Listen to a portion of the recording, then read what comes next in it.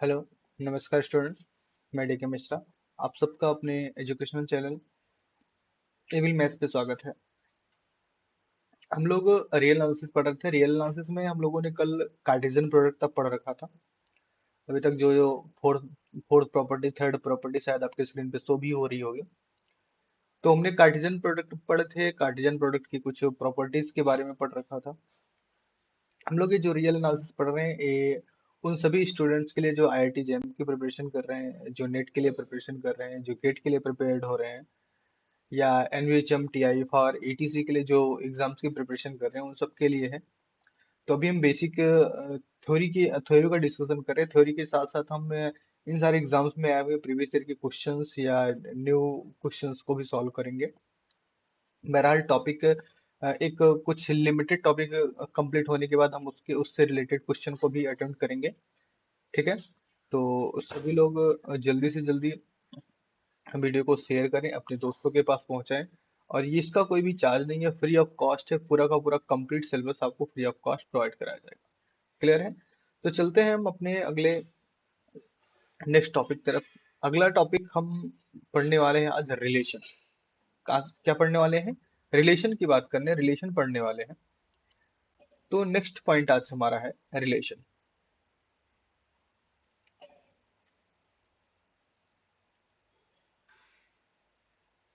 Relation, अगर हम relation की बात करें तो काफी लोग इसमें से ऐसे होंगे जो रिलेशन के बारे में काफी पढ़ चुके हैं, रिलेशन को समझते होंगे रिलेशन क्या है। बट फिर भी हम यहाँ पे रिलेशन की एक नॉर्मल फॉर्मल सी डेफिनेशन लिखते हैं। उसके बाद हम इसके बारे में डिस्कस करते हैं। तो मान लेते हैं, let A and B, A and B two non empty set. कोई भी नॉन एम्पटी सेट है, टू नॉन एम्पटी सेट्स, दो नॉन एम्पटी सेट है। अ रिलेशन, अ रिलेशन रो ले लो या फिर आर ले लो, दोनों में से किसी का भी यूज कर सकते हो, रो और R, between A and B, between A and B is subset of A cross B, subset of A cross B. क्या होगा? Let A and B two non empty set. हमने क्या किया? दो नॉन एम्पटी सेट लिया। अ relation rho और R between A and B, मतलब इनके बीच का जो रिलेशन ए और बी होगा, ए और बी के बीच का जो रिलेशन होगा, is subset of A cross B. ये क्या होगा? ए क्रॉस बी का क्या होगा? सबसेट होगा। If the ordered pair, the ordered pair A B, ordered pair A B belong to R. अब ये कैपिटल आर यहाँ पे हमने लिख दिया, ये रिलेशन वाला आर, ये सिंगल इस तरह से, A B in are, then the element, then the element, then the element A of the set A of the set A is said to be, said to be related to, related to, related to the element B in B, B in B by the relation R, by the relation R। क्या बोला गया? A set A and B, हमने क्या लिया? कोई set ए और B लिया जो कि नॉन एम्पटी है। क्या है? नॉन एम्पटी सेट है। अ रिलेशन रो और आर, चाहे रो की बात करें चाहे आर की बात, दोनों से हम रिप्रेजेंट करते हैं इसको। बिटवीन ए एंड बी, ए और बी के बीच में जो रिलेशन रिप्रेजेंट कर रहा है, वो subset of A cross B होता है। और क्या होता है? Subset of A cross B होता है। कौन सी condition? If the ordered pair A B in R, अगर ऑर्डर पेयर ए बी किस में बिलोंग कर जाए, सॉरी भाई, ए बी किस में बिलोंग कर जाए, आर में बिलोंग कर जाए। देन द एलिमेंट ए कहां से हो, ए से हो, related to B in B, और ए किससे रिलेटेड हो, बी से रिलेटेड हो, लेकिन ए कहां से बिलोंग कर रहा है, ए से बिलोंग कर रहा हो, बी कहां से, बी में बिलोंग कर रहा है, बाय द रिलेशन आर, किसके द्वारा, रिलेशन आर के द्वारा ये सब किस क्या हो रहे हो, एक दूसरे से रिलेट कर रहे हो। क्लियर है बातें। और भी अगर हम थोड़ा सा लिखना चाहें इसके बारे में, अब अगर हम बात करें इसमें डोमेन कौन सा होगा, कोडोमेन कौन सा होगा, तो the first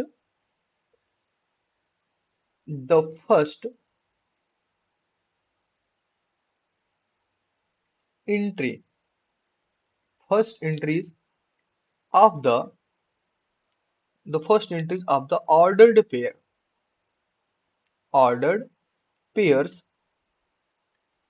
ordered pairs in the relations is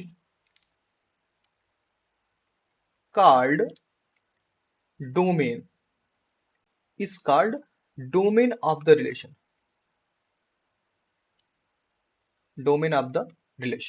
क्या बोला गया, the first entries of the order pair की जो फर्स्ट एंट्रीज होती हैं उन सब का कलेक्शन टोटल का टोटल क्या होता है, डोमेन ऑफ द रिलेशन होता है। एंड द सेट ऑफ, यहाँ पे सेट ऑफ लिखना छूट गया, set of first entries and the set of second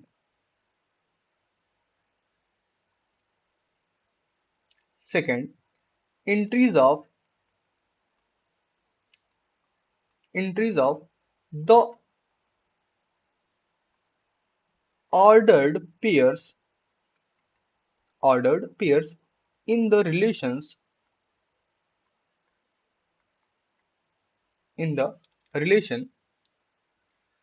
is called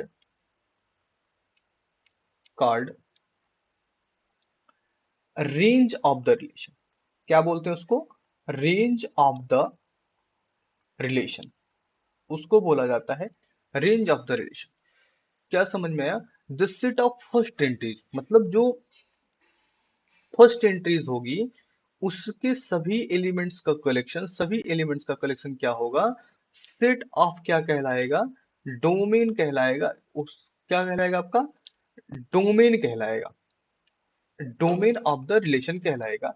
और जो set of second entries of the order pair जैसे ऑर्डर पेयर हमने ए बी लिया, तो जो बी वाला एलिमेंट है, ये बी जो एलिमेंट है इसके जितने भी कलेक्शन होंगे इस तरह से, ए बी ले लिया, सी डी ले लिया तो यहाँ पे डी हो गया, ई एफ लिया हमने तो यहाँ पे एफ हो गया, तो इस तरह से इन सभी का जो कलेक्शन होगा वो क्या होगा, रेंज ऑफ द रिलेशन होगा। वो क्या होगा, रेंज ऑफ द रिलेशन होगा। क्यों रेंज होगा, क्योंकि ये कोडोमेन का एक हिस्सा होता है, जहां पे हमारा मैप पूरा होता है ये क्या होता है, कोडोमेन का एक हिस्सा होता है। आगे हम इसके बारे में चर्चा करेंगे, जब फंक्शन के बारे में हम पढ़ रहे होंगे तो वहां पे डोमेन, कोडोमेन, रेंज, इन सारी चीजों के बारे में चर्चा करेंगे। क्लियर है, इतनी बातें समझ में आई, ठीक है। तो आपको रिलेशन समझ में आ गया होगा हमारे हिसाब से, रिलेशन क्या चीजें होती है, रिलेशन कैसे होता है, क्या डिफाइन होता है, डोमेन क्या होता है रिलेशन का, कोडोमेन क्या होता है रिलेशन का, ये सारी चीजें क्लियर है। डोमेन कोडोमेन क्लियर है कि डोमेन क्या होता है, कोडोमेन क्या होता है, ये सारी चीजें डन। चलिए आगे बढ़ते हैं। नेक्स्ट पॉइंट हमारा क्या है, रिलेशन ऑन अ सेट। अगला पॉइंट क्या है, relation on a set. Relation on a set की बात करते हैं। अब देखो अभी तक हमने पढ़ा रिलेशन, रिलेशन के बारे में क्या बताया, दो सेट हमारे पास है जो कि नॉन एम्प्टी है, ए रिलेटेड टू बी होगा जब क्या होगा, ए क्रॉस बी का ए सबसेट होगा, यही चीज हमने पढ़ा। दैट मीन्स कार्टेशियन प्रोडक्ट का ये क्या होना चाहिए, सबसेट होना चाहिए, जहां पे ए किससे बिलोंग करे, ए से बिलोंग करे, बी कहाँ से बिलोंग करे, बी से बिलोंग, स्मॉल बी बी से कैपिटल बी से बिलोंग करे, और जहां पे दोनों आपस में रिलेटेड हो। क्लियर है, ये हमने पढ़ा रिलेशन के बारे में। अब हमको बात करनी है रिलेशन ऑन अ सेट, मतलब किसी सेट के ऊपर रिलेशन की अगर बात की जाए तो क्या होगा, a relation R, a relation R, और हम फाई पाई भी लिख देते हैं, फाई पाई, जो भी जिसको इसको प्रोनाउंसिएट करता है, ठीक है। R from a set, from a set A to the set A, कहां से, from a set A to the set A, itself, itself is called, is called a relation on the set, relation on the set A। इसका meaning क्या है, that is R is subset of A cross A। जो आपका relation बनेगा वो क्या बनेगा, subset of A cross A बनेगा। अगर हम इसकी एग्जांपल की बात करें, पहले इसको समझ लेते हैं अच्छे से कि रिलेशन ऑन अ सेट की बात क्या है। रिलेशन ऑन अ सेट क्या होता है, a relation R from A to set A, मतलब कोई सेट ए था, उसका उसी के साथ जो रिलेशन होगा, उसका उसी के साथ जो रिलेशन डिफाइन किया सेट ए से ए में इट सेल्फ जो डिफाइन किया गया, उसको relation on a set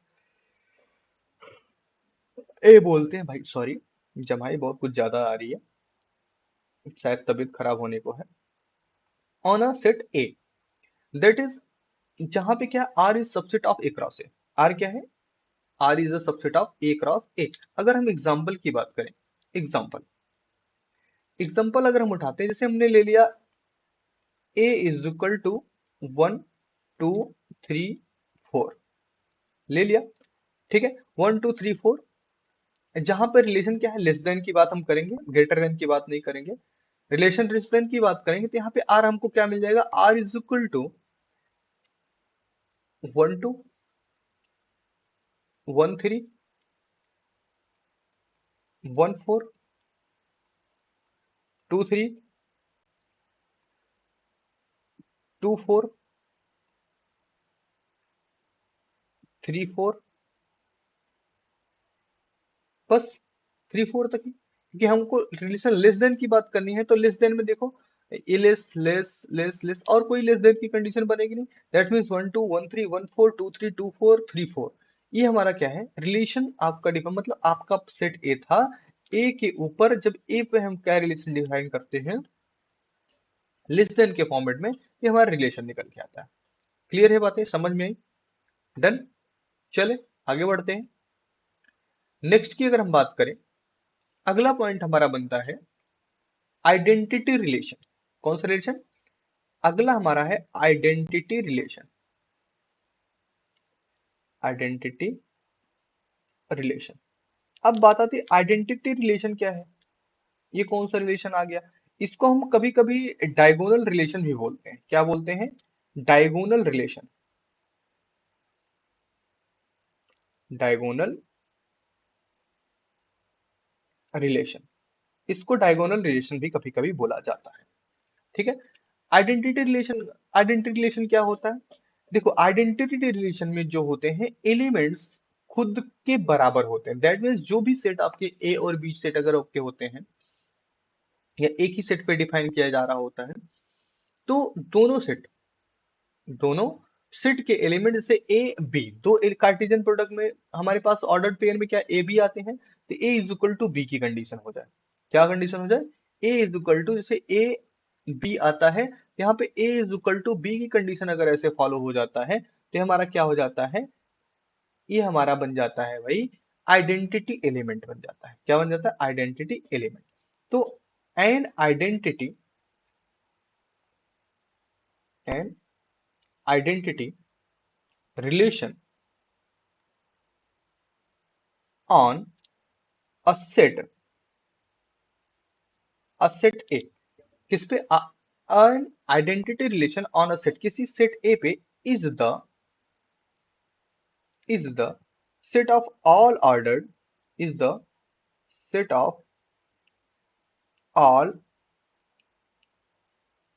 ordered pairs xy, orders pair xy of a cross a, of A cross A such that x is equal to Y. किस तरह? x is equal to Y, जो अभी मैंने आपको ऊपर बताया, x इज इक्वल टू क्या होना चाहिए? y होना चाहिए। The identity relation on A, identity relation on A is usually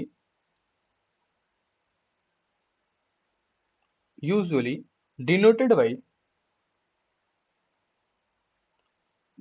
by I suffix a। इसको हम अगर रिप्रेजेंट करते, किससे रिप्रेजेंट करते हैं? आई सफिक्स ए से रिप्रेजेंट करते हैं।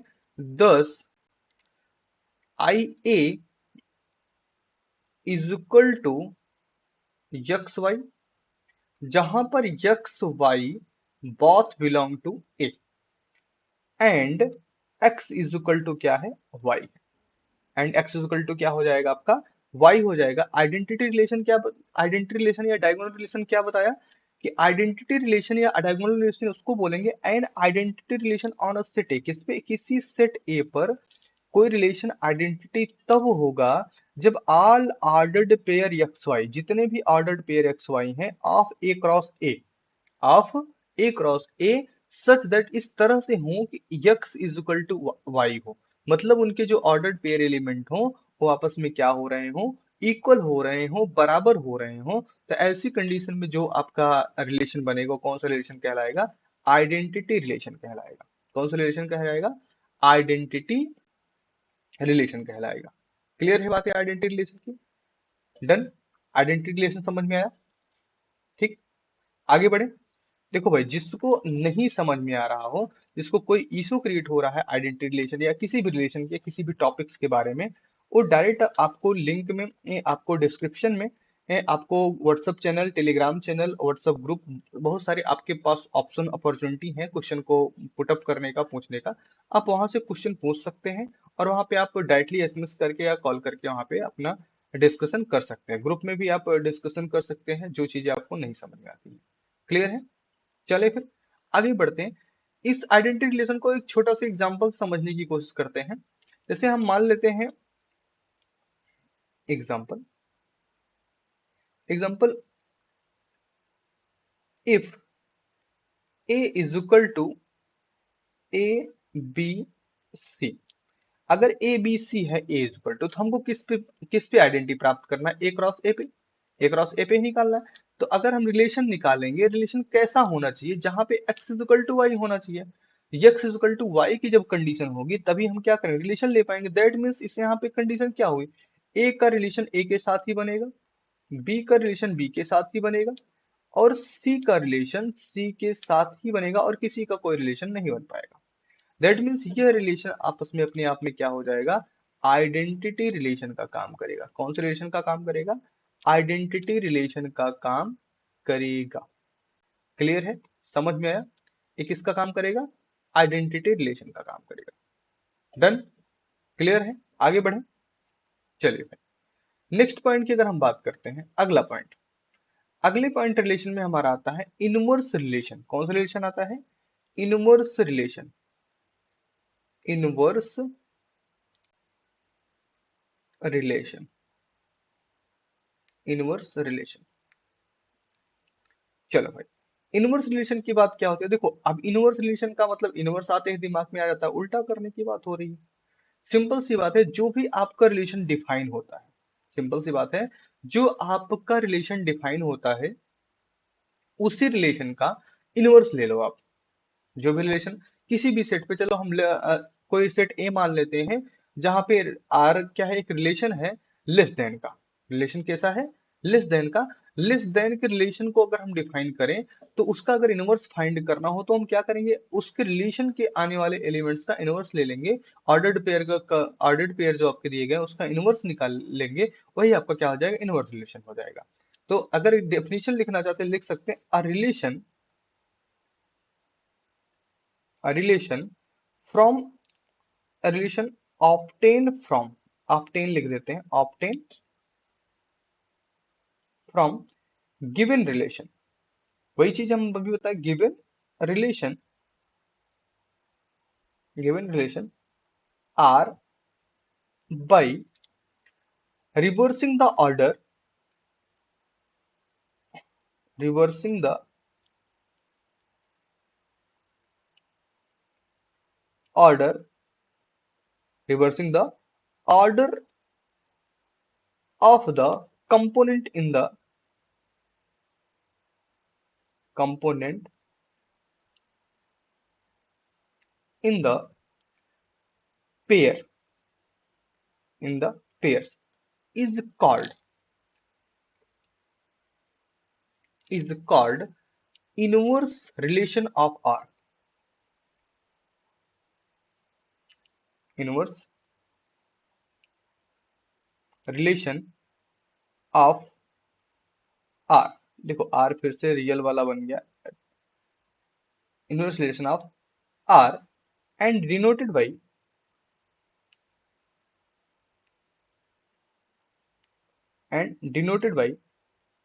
R inverse. और इसको किस तरह से डिनोट करते हैं, आर इनवर्स से इसको रिप्रेजेंट किया है। मतलब इनवर्स रिलेशन को मिला के क्या है कि आपका जो रिलेशन डिफाइन हो रहा हो, जो रिलेशन आपका फाइंड हो रहा होता है ऑर्डर्ड पेयर का, उनको रिवर्स कर दिया जाए, उनके कंपोनेंट्स को क्या कर दिया जाए, रिवर्स कर दिया जाए, तो क्या मिल जाता है, आर इनवर्स आपको प्राप्त हो जाता है। जैसे लोग हम एक एग्जांपल से इसको हम रिप्रेजेंट करने दिखाने की कोशिश करते हैं। हमने एक एग्जांपल लिया, example let A is equal to, हमने मान लिया क्या, पिछला एग्जांपल ले लेते हैं, 1 2 3 4 ले लिया, ठीक है। एंड आर इज रिलेशन, आज आर इज रिलेशन, वो भी कैसा, लेस देन का, कैसा रिलेशन है, लेस देन का रिलेशन है। तो लेस देन का रिलेशन में हमारे पास रिलेशन क्या निकल के आएगा, अभी जो हमने पीछे डिफाइन किया था, 1 2, फिर से 1 3, उसके बाद 1 4, फिर से 2 3, आपका 2 4, और आपका 3 4, ये आपका रिलेशन हो गया। बट जब हम इसका आर इनवर्स निकालेंगे, आर इनवर्स निकालेंगे क्या बन जाएगा, 2 1 बन जाएगा, यहाँ पे 3 1 बन जाएगा, यहाँ पे 4 1 बन जाएगा, ठीक है, यहाँ पे 3 2 बन जाएगा, यहाँ पे 4 2 बन जाएगा, और यहाँ पे 4 3 बन जाएगा, ठीक है। एक चीज और ध्यान दो, जो हमारा रिलेशन आर था, जो हमारा रिलेशन आर था, ये लेस देन का रिलेशन था, किसका रिलेशन था, लेस देन का रिलेशन था। लेकिन जो आर इनवर्स है, ए के लिए किसका रिलेशन है, ए के लिए आर आर इनवर्स किसका है, ग्रेटर देन का है, किसका है, ग्रेटर देन का रिलेशन है, किसका रिलेशन है, ग्रेटर देन के अंडर का रिलेशन है। दैट मीन्स अगर किसी सेट का ए हम फाइंड कर रहे हैं लेस देन पे, मतलब रिलेशन ए का कोई रिलेशन फाइंड कर रहे हैं लेस देन पे, तो उसका इनवर्स हमेशा ग्रेटर देन आपको मिल जाया करेगा। क्लियर है। तो इनवर्स रिलेशन समझ में आया। इनवर्स रिलेशन क्या होता है, किसी सेट पर जो रिलेशन आपका बना हुआ है, उस रिलेशन का रिवर्स कर दिया जाए, उसके ordered order of the component को, ऑर्डर ऑफ द कंपोनेंट को रिवर्स कर दिया जाए, तो आपको जो भी प्राप्त होता है, जो भी मिलता है, वो आपका क्या हो जाता है, इनवर्स रिलेशन हो जाता है। कौन सा रिलेशन हो जाता है, इनवर्स रिलेशन हो जाता है। क्लियर है, डन। चल आगे बढ़ते हैं थोड़ा सा। इनवर्स रिलेशन के बाद हमारी बात आती है रिफ्लेक्सिव रिलेशन की। किसकी बात आती है, रिफ्लेक्सिव रिलेशन की। रिफ्लेक्सिव रिलेशन, हमको बात करनी है रिफ्लेक्सिव रिलेशन की। रिफ्लेक्सिव रिलेशन क्या है, बहुत से लोग रिलेशन के नाम पे डायरेक्ट शुरुआत ही यहीं से करते हैं कि रिफ्लेक्सिव रिलेशन, उसके बाद सिमेट्रिक रिलेशन, फिर एंटी सिमेट्रिक रिलेशन, फिर ट्रांजिटिव रिलेशन, फिर इक्विवेलेंट रिलेशन। तो इक्वेशन की रिलेशन की शुरुआत रिफ्लेक्सिव से करते ही हैं। तो बट रिफ्लेक्सिव की शुरुआत इससे पहले से भी होती है, आपका बाइनरी फंक्शन भी है, और भी सारे इनवर्स फंक्शन है आपके, जो भी हमने एक दो फंक्शन पढ़ाए, इसके अलावा भी फंक्शंस की शुरुआत होती है जो रिफ्लेक्सिव रिलेशन से पहले हमारे स्टार्ट होते हैं। तो हम रिफ्लेक्सिव रिलेशन की बात करने वाले, देखो रिफ्लेक्सिव रिलेशन एक ऐसा रिलेशन है जहां पर कोई भी एलिमेंट, किसी सेट का कोई एलिमेंट खुद के साथ रिलेट करता है, जहां पे किसी सेट का कोई भी एलिमेंट खुद के साथ रिलेट करता है, that means a relation a relation R on A. कोई रिलेशन है आर, जिसको हम किसके लिए ऑन ए लिया, is said to be reflexive, is said to B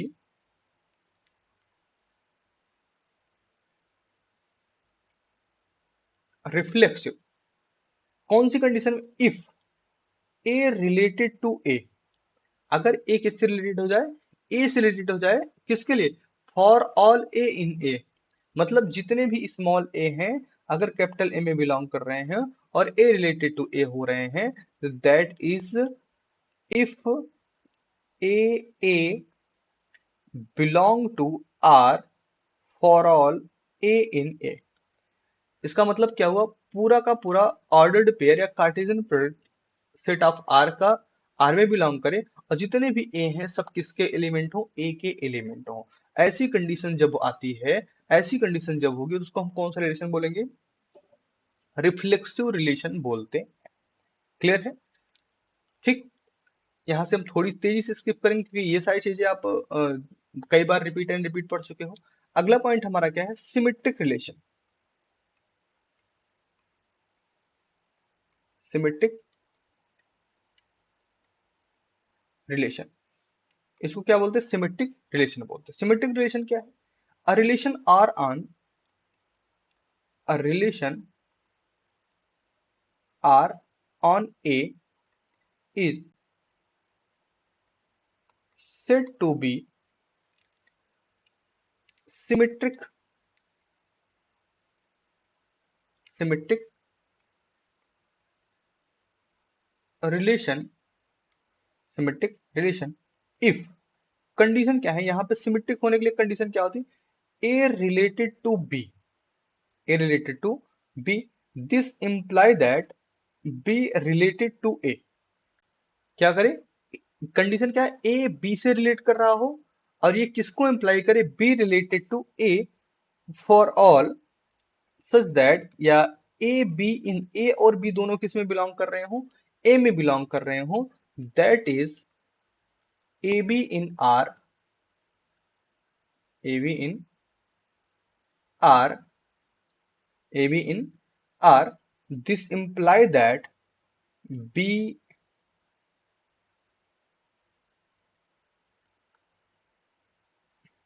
b a in R. देखो भाई, ये बार बार रियल वाला आर बन जा रहा है, ए बी इन आर। बातें समझ में आई? इसका मतलब क्या? ए बी भी आर में हो और बी ए भी किस में हो जाए? आर में बिलोंग कर जाए। अब देखो, ऐसी कंडीशन कब क्रिएट होती है? अभी मैंने जस्ट ऊपर आपसे आपको पढ़ा है इनवर्स। क्या पढ़ा है? इनवर्स रिलेशन पढ़ाया। किसके बारे में पढ़ाया?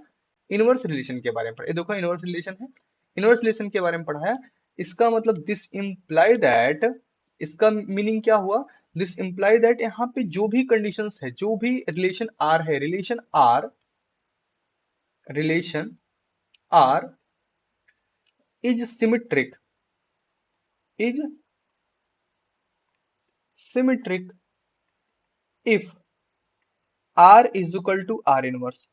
अगर आर इज इक्वल टू क्या हो जाए? R inverse. तो देखो, R is equal to R inverse हो रहा है कि नहीं हो रहा है? यहाँ पे ए बी भी आर में बिलोंग कर रहा है, बी ए भी आर में बिलोंग कर रहा है, ए रिलेटेड टू बी हो रहा है, बी रिलेटेड टू ए हो रहा है, A B in A, A B किस में है? ए में बिलोंग कर रहा है। इसका सेंस क्या हो? सीधी सी बात है, R is equal to R inverse हो गया। क्या हुआ? R is equal to R inverse हो गया। That means relation R in symmetric if R is equal to R inverse. अगर R is equal to R inverse हो जाता है, या पूरा का पूरा सिस्टम क्या हो जाएगा? सिमेट्रिक हो जाएगा। बात समझ में? क्लियर है? चलिए, एक दो एग्जांपल से हम समझते हैं इसको, एग्जांपल समझने की कोशिश करते हैं। अगर हमने कोई एग्जांपल लिया, सपोज दैट एग्जांपल हमने मान लिया स्ट्रेट लाइन के बारे में। किसके बारे में? स्ट्रेट लाइन के बारे में। हमने लेट कर लिया L1 एंड L2, दो लाइन ले लिया L1 and L2, are any two line, are any two lines, कोई भी दो लाइन है। हमने क्या किया? L1 और L2 कोई भी दो लाइन ले लिया इन अ प्लेन। किसमें? एक प्लेन में, इन अ प्लेन। लेकिन कैसा? Such that L1 parallel to L2। L1 क्या है? L2 के पैरेलल है, and L2 parallel to L1। शर्त क्या है? L1 पैरेलल टू L2 और L2 parallel to L1। L1 and L2 are any two line in plane। किसी भी प्लेन के दो लाइंस हैं, लेकिन किस तरह से हैं? L1 parallel to L2 and L2 parallel to L1 होता है तो इज सिमेट्रिक। ये क्या हो जाएगा? Is symmetric. ये क्या हो जाएगा? Is symmetric. ये क्या हो जाएगा? आपका सिमेट्रिक रिलेशन हो जाएगा। सिमेट्रिक रिलेशन के नाम से इसको हम जानेंगे। क्लियर है? बातें समझ में आ रही है? अगर इसी सिमेट्रिक रिलेशन का थोड़ा सा हम अपोज करते हैं, अपोज का मतलब अपोजिट करते हैं, तो हम क्या बोल सकते हैं? Anti symmetric relation. क्या बोल सकते हैं? एंटी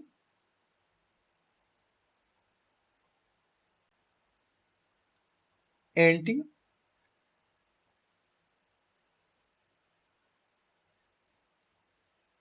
भाई ये काम काहे नहीं कर रहा है रेज करने वाला? अच्छा अभी काम कर रहा है। क्या बात करने वाले थे हम लोग? Anti symmetric. Anti symmetric relation. Anti symmetric relation. अब एंटी सिमेट्रिक रिलेशन में क्या है? R is said to be relation. R is said to be anti symmetric relation. Anti symmetric relation. अगर हमारे पास आर कोई सेट है, R is set to be anti symmetric relation, condition क्या है? If A related to B, if A related to B and B related to A, B related to a, this imply that a is equal to b, this implies that a is equal to b for किसके लिए? For A B in A, for A B in A. कुछ बातें समझ में? Anti symmetric क्या होता है? A related to B related to A. इसका मतलब ये इंप्लाई कर रहा है A is equal to B है for A B in A. मतलब कोई एंटी सिमेट्रिक रिलेशन क्या होता है? R is said to be anti symmetric. कोई भी रिलेशन एंटी सिमेट्रिक बोला जाएगा जब क्या हो? A related to B and B related to A. अभी यहाँ पे हम लोगों ने क्या पढ़ा था? A related to B imply that या imply that B related to A. इसके पहले रिलेशन में पढ़ा। अभी यहाँ पे बोला A related to B and B related to A, and की बात हो गई। इसका सेंस है कि अगर ए बी से रिलेट करता है, बी ए से रिलेट करता है, सिंपल सी बात, दोनों इक्वल है। और जब दोनों इक्वल है किसके लिए? For all in in A, for all in A. तो एक इसको क्या बोलेंगे? एंटी सिमेट्रिक रिलेशन बोल देते हैं हम। कौन सा रिलेशन बोल देते हैं? एंटी सिमेट्रिक रिलेशन बोल दिया जाता है। क्लियर है? बातें समझ में? डन। चलिए आगे बढ़ते हैं हम लोग थोड़ा सा।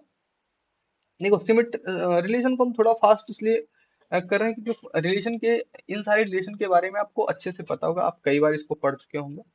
ठीक है, आगे बात करते हैं इन ट्रांजिटिव रिलेशन की। अगला रिलेशन कौन सा है? Transitive relation. Transitive relation. Transitive relation. अब ट्रांजिटिव रिलेशन में क्या होता है?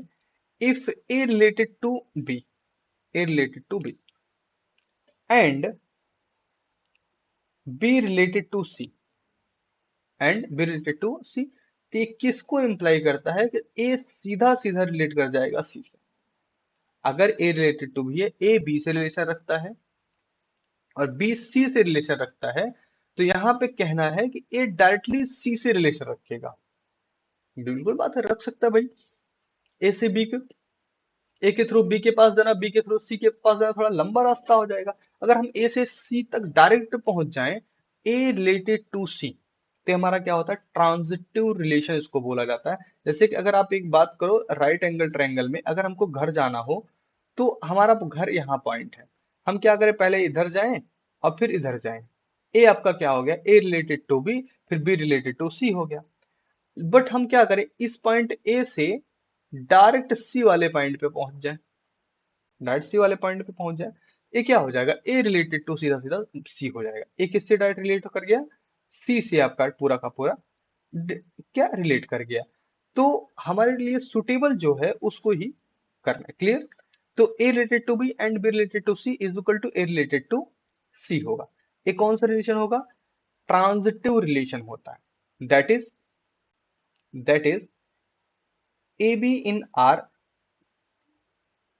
ए बी इन आर, दूसरा B C in BC in R, BC in R. This imply that AC also in R. AC क्या हो गया, also in R हो जाएगा। दैट मीन्स ट्रांजिटिव रिलेशन में A रिलेटेड टू B होता है, B related to C होता है। ये दोनों मिलके क्या इम्प्लाई करते हैं, A रिलेटेड टू C होता है। क्लियर। ये दोनों क्या रिप्रेजेंट करते हैं, A रिलेटेड टू C आपका होता है। डन। अगर इस क्वेश्चन को समझना चाहते हैं तो एक एग्जांपल से हम समझ सकते हैं। चलते हैं, एक छोटा सा एग्जांपल लेते हैं, थोड़ा थ्योरेटिकल एग्जांपल ले लेते हैं।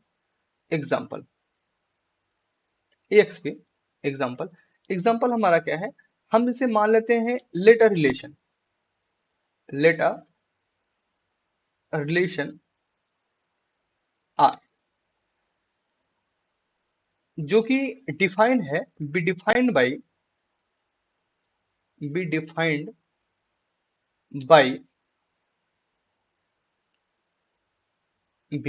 डिफाइंड बाय कौन सा सेट ले लें, चलो हम ले लेते हैं on set Z, on set Z integer का सेट ले लेते हैं, by A related to B.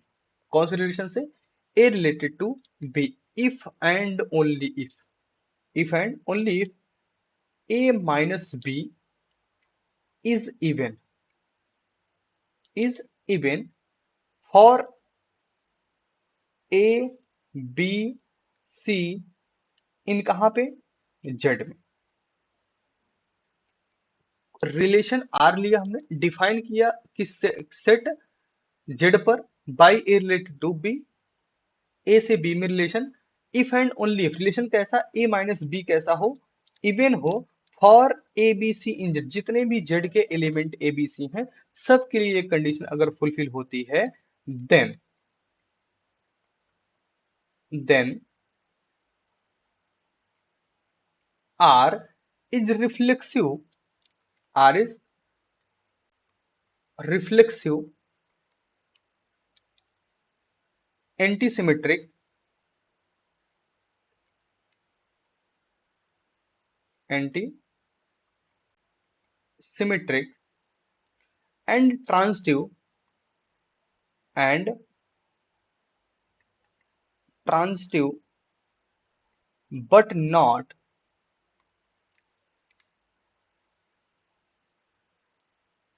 यहाँ पे एंटी सिमेट्रिक हमने दो बार लिख दिया क्या, यहाँ पे सिमेट्रिक है, symmetric, reflexive, symmetric and transitive, but not anti symmetric, but not anti symmetric,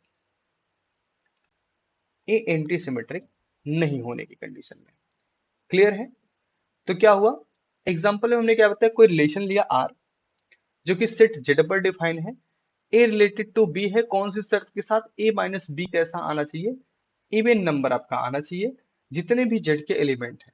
इसका मतलब देन ऐसी कंडीशन में आर हमारा क्या क्या बन जाएगा, सिंपल सी बात, रिफ्लेक्सिव हो जाएगा, ए रिलेटेड टू बी हो जाएगा, दूसरा सिमेट्रिक हो जाएगा, A related to B, B related to something this हो जाएगा, ट्रांजिटिव भी हो जाएगा आपका, ट्रांजिटिव हो जाएगा, ट्रांजिटिव की भी कंडीशन यहाँ पे फुलफिल हो जाएगी, ट्रांजिटिव में क्या हो जाएगा, डन। और आपका क्या, एंटी सिमेट्रिक भी हो जाएगा, क्या हो जाएगा, एंटी सिमेट्रिक नहीं होगा, एंटी सिमेट्रिक कंडीशन यहाँ पे नहीं बनती है। Clear.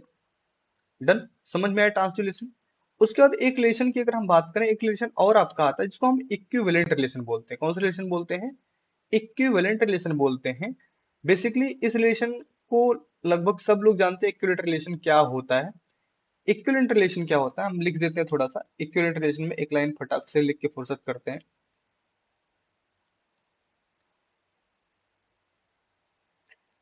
Equivalent relation.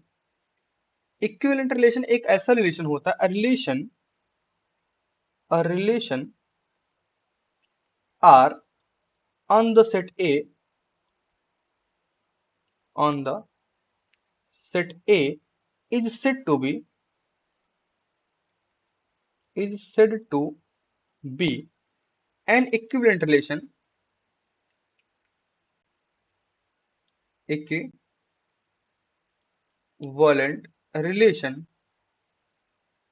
equivalent relation if it is it is reflexive reflexive। दूसरा सिमेट्रिक।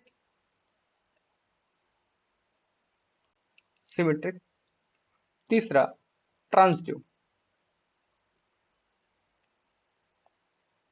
ट्रांजिटिव मतलब क्या हो जाए, रिफ्लेक्सिव हो जाए, सिमेट्रिक हो जाए और ट्रांजिटिव हो जाए तो रिलेशन कौन सा रिलेशन कहलाएगा, इक्विवेलेंट रिलेशन कहलाता है। क्लियर है? डन।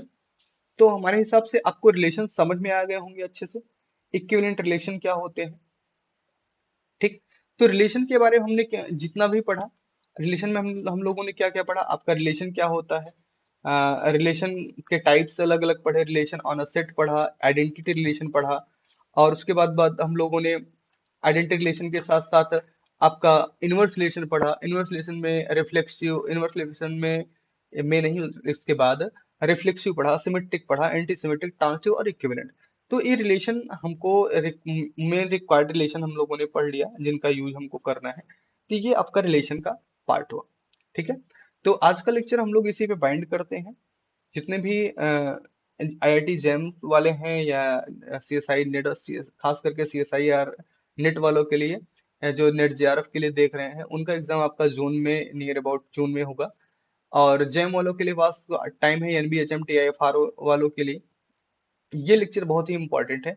आप लोग इसको ध्यान पूर्वक देखिए। जो चीजें आपको नहीं समझ में आती हैं उसको आप कमेंट बॉक्स में या फिर आप किसी भी अपना सोशल मीडिया के थ्रू लिंक में, डिस्क्रिप्शन में आपको सारी चीजें प्रोवाइड, प्लेलिस्ट भी आपको प्रोवाइड है, कौन और सोशल मीडिया कॉन्टेक्ट एवरीथिंग सब कुछ आपको वहाँ पे प्रोवाइड है। ओके। तो आज का लेक्चर इसी पे बाइंड करते हैं, फिर मिलते हैं अगले लेक्चर में। जय हिंद, नमस्कार।